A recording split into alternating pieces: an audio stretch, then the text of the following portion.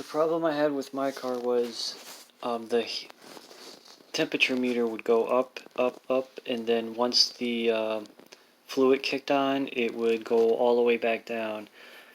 And most of the time, that usually means that there's not enough fluid in there. There's not enough antifreeze in your system.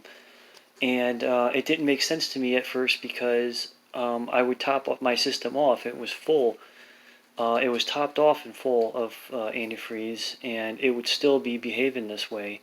And I didn't know at the time, but for my car, anyways, for this car, they do get air pockets in the engine, and you have to bleed your coolant system. Um, and this will cause it to behave as if it was low on fluid, and it won't even say you're low on fluid because most of the time the sensor is in the reservoir.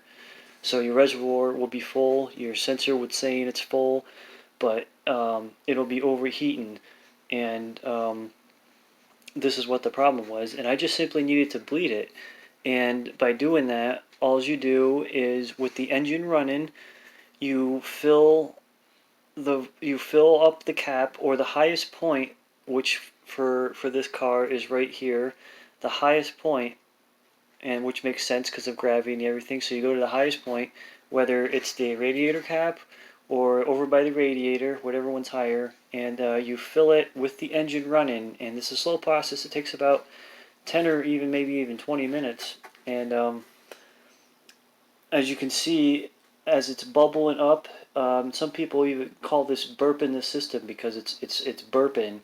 It's the air bubbles are coming up, which indicate that it's those air pockets are filling up. And not all vehicles have this problem. Some of the vehicles are able to push the air out themselves, but this vehicle has this issue. And I was going into thinking I had all sorts of crazy fixes that I had to do, and I just tried this out, and it didn't cost me nothing besides a bottle of antifreeze.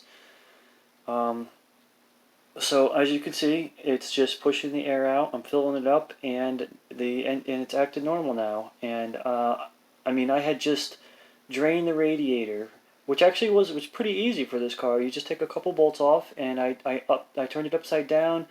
I oiled up some areas. I lubricated some of the areas real nicely, and then I cleaned out whatever leaves and stuff. And now that's in good working order, but it still had the overheating problem, and it was because it didn't have enough fluid in it. And it was as simple as just bleeding the system or burping the system. And now it runs great, and problem fixed.